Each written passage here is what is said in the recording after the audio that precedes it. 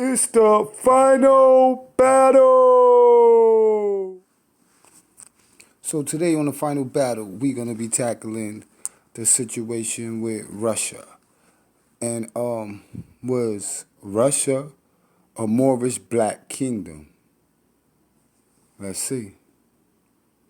This is the conclusions that I come up with. You know what I mean? All right. What happened was the Moorish Empire expanded across Europe, from Africa to Europe, and they had their coat of arms. And the coat of arms was basically like every kingdom going across Europe because they was like foreign lands. They had a coat of arms. So when the Europeans see the coat of arms, they know like, oh, this is their kingdom, this is their house, this is their town. Don't sack it, and because they know that it was going to be consequences, and you know what I mean. They had a system where they would let the birds go, and the birds would fly off and go to the other kingdom and give them warning. So reinforcements was coming. So the coat of arms was like set up so all the Moorish kingdoms can communicate, and people can see the symbol in town or on the buildings, and they can know that this is don't fuck with this shit, man.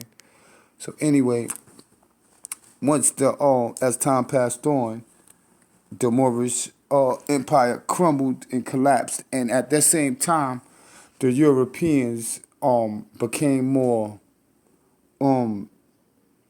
just say I could say more economical, stable, and more into they came more political, more educated.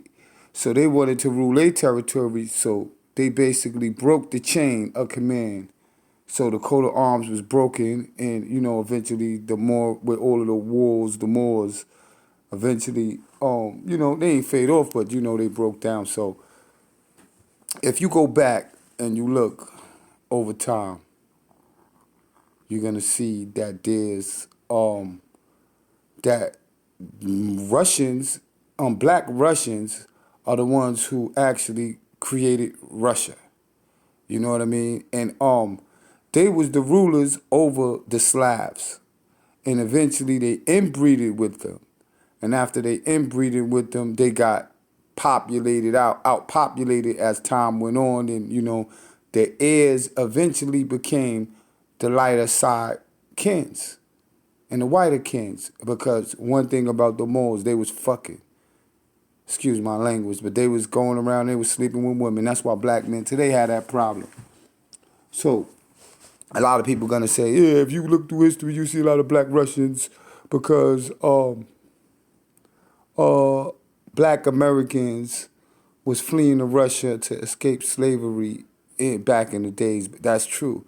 They was only going to Russia because that's where they was from. They already they was going back to Russia because that's where they felt they was from, and that was like something natural to them because they was from Russia. And if you check a lot of the African Americans in America, they're gonna check. And you check their DNA, it's Mongolians. A lot of black Americans got Mongolian DNA.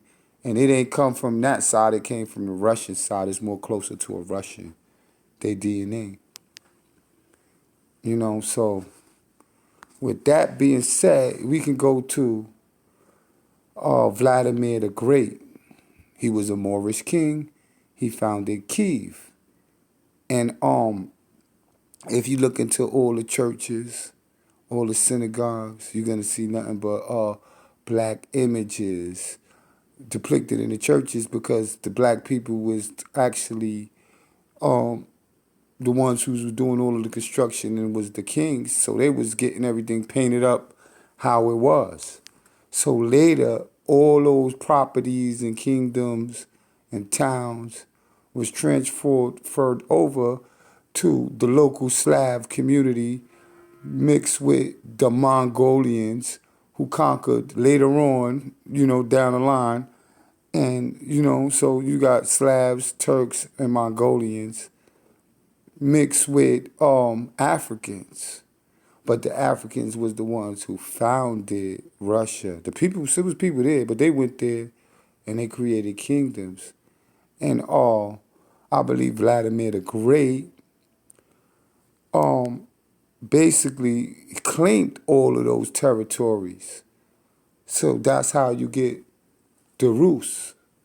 And if you really want to get technical and check history, Rus should come from the word rust, which means rust color.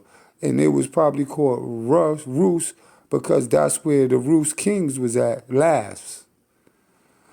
So a lot of this is researchable, debatable, you know what I mean? Debated. Look back at the history, look back in antiquity, look in the Russian museums, look at the whitewashing going all throughout every European state.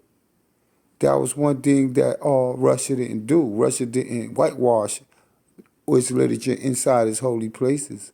So if you go into the holy places, all you're going to see is black images because the black people was actually there and was running these kingdoms, although it was majority, you know what I mean, locals, Slavic people and Mongolians. And that's why when you go to Genghis Khan conquest, it stopped at Russia.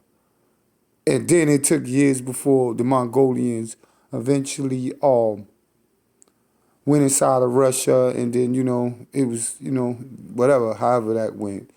But that's why Russia is basically broke down into two pieces, because one side was conquered by the Mongolians primarily, and the other side remained, which would be Ukraine today. It remained mostly Slavish, Turkish, and now Jewish and Germans. So those are the mixture of people that most likely are in Ukraine. And the black side was all demolished out.